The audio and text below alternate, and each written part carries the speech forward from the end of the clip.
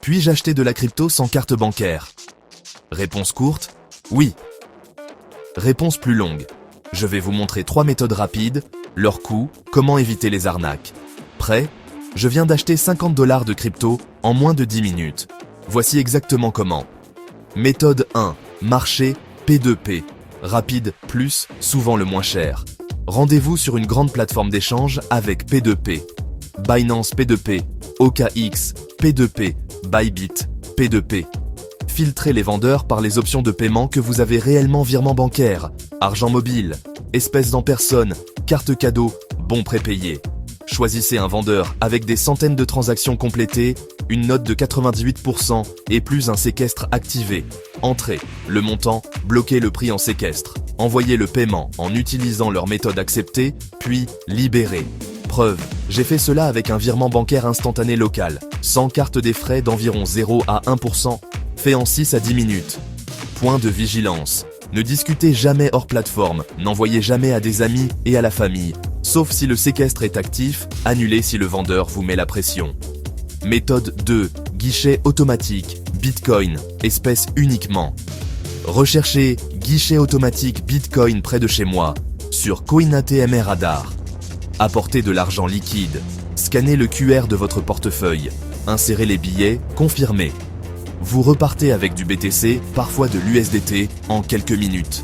Preuve, les guichets automatiques sont partout dans certaines villes. Le compromis, ce sont les frais, souvent 6 à 12%, mais aucune carte bancaire n'est nécessaire.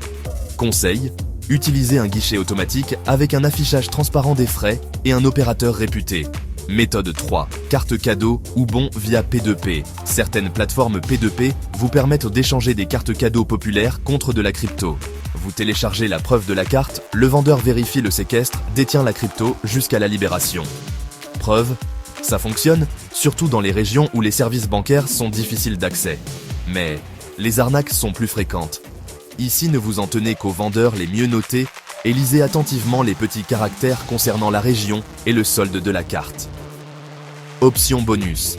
Virement bancaire, sans carte, sur les plateformes Fiat to Crypto, ACH, ChatCP, portefeuille mobile comme M-Pesa.